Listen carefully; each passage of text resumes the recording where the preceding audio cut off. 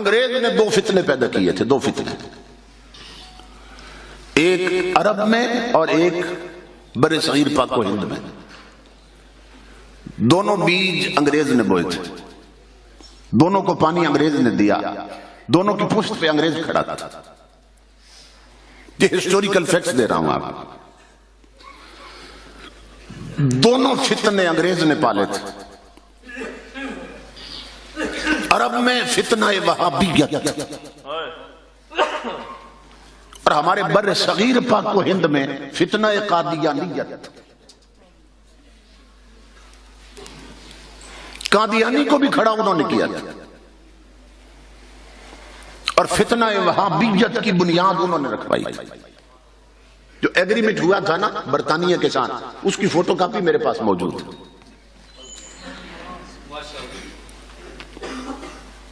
یہ پہلے صرف عرب شریف تھا، عرب شریف.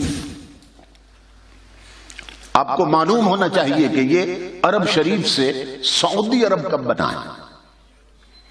1925 میں بنا ہے، جب وہاں سعود بن عبد العزیز کی حکومت آئی. اور یہ جو خاندان ہے یہ سی روبر تھا، بحری قزاق،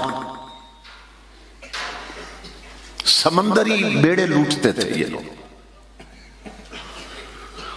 اور ادھر عرب میں فتنہ وہابیت کی بنیاد پڑ رہی تھی اور نظریاتی اور فکری طور پر اس کی یلغار بڑھتی جا رہی تھی. تو ایک ڈاکو بحر کا تھا اور ایک بر کا، یہ دونوں مل بیٹھے تھا. وہ بھی لٹیرا تھا، یہ بھی لٹیرا، مگر فرق صرف اتنا تھا کہ وہ سامان لوٹتا تھا، یہ بدبخت ایمان لوٹتا تھا. یہ بحری اور بری فتنے ہیں. ہماری نئی نسل کو تاریخ نہیں معلوم ہے، کیونکہ وہ رومانٹک ناول پڑھتے ہیں، وہ اخبار جہاں پڑھتے ہیں، وہ فلمی میگزین پڑھتے ہیں، وہ تاریخ اسلام نہیں پڑھتے. تو دو فتنے انگریز نے پیدا کیے، وہاں فتنہ وہابیت اور یہاں فتنہ قادیانیت.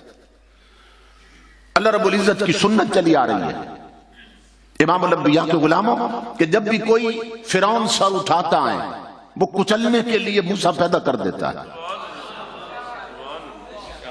یہ اللہ کی سنت. جب بھی نمرود سر اٹھاتا ہے وہ ابراہیم پیدا کر دیتا ہے.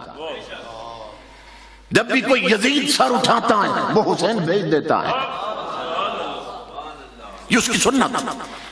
تو ان دونوں فتنوں کا سر کچلنے کے لیے میرے رب نے دو بندے چنے، دو بندے چنے میرے رب نے. سنیو تمہیں مبارک ہو. ایک اللہ رب العزت نے بندہ چنا فتنہ قادیانیت کو کچلنے کے لیے، دوسرا چنا فتنہ وہابیت کو کچلنے کے لیے. ایک کو میر علی شاہ کہتے ہیں، دوسرے کو امام احمد رضا کہتے ہیں. یہ دونوں سنی ماؤں کے بیٹے ہیں، دونوں سنی ماؤں کے بیٹے. نہ ادھر سے اللہ نے لیا نہ ادھر سے لیا. سمجھ رہے ہیں؟ کیونکہ ادھر بھی لٹیرے ادھر بھی لٹیرے، نہ یہ تیرے میرے نہ یہ تیرے میرے. صرف سنی ماؤں کا خون میرے رب نے قبول کیا. ادھر سے میر علی شاہ کو لیا، ادھر سے امام احمد رضا کو لیا رضی اللہ تعالیٰ عنہ. تو یہ اللہ رب العزت کی سنت چلی آ رہی ہے، اس کا طریقہ چلا آ رہا ہے. اور تب سے اب تک امام الانبیاء کے غلاموں ہر دور میں اس نے سنی ماؤں کا خون ہی قبول کیا ہے. تو یہ اہل سنت کی خوش بختی ہے، اہل سنت کی خوش بختی، کیونکہ ہماری محفلوں میں حسن مصطفیٰ بیان ہوتا ہے. ہماری مجالس میں تاجدار کائنات کے گیسوؤں کی باتیں ہوتی ہیں، سرمگی آنکھوں کا ذکر ہوتا ہے، والضحیٰ چہرے کی بات ہوتی ہے. ہماری محفلوں میں تاجدار کائنات کا حسن بیان ہوتا ہے کہ حضور کا پیکر کیسا تھا، وہ پیکر جمال کیسا تھا، وہ کنڈل والی زلفیں کیسی تھیں کہ سمٹ جائے تو قرآن بنتا تھا، بکھر جائے تو قرآن بنتا تھا. یہ حسن یہاں بیان ہوتا ہے، تو جہاں حسن ہو دیوانے بھی وہیں پہ ہوتے ہیں، جہاں جمال کی بات ہو وہیں پروانے پیدا ہوتے ہیں۔ اس لیے ہم محفل میلاد کر کے بتانا چاہتے ہیں، جوانو، دنیا کے جس حسن کے پیچھے تم پھر رہے ہو اس کی حقیقت فقط اتنی ہے کہ یہ 4 دن غسل نہ کریں تو بدبو آنا شروع ہو جائے۔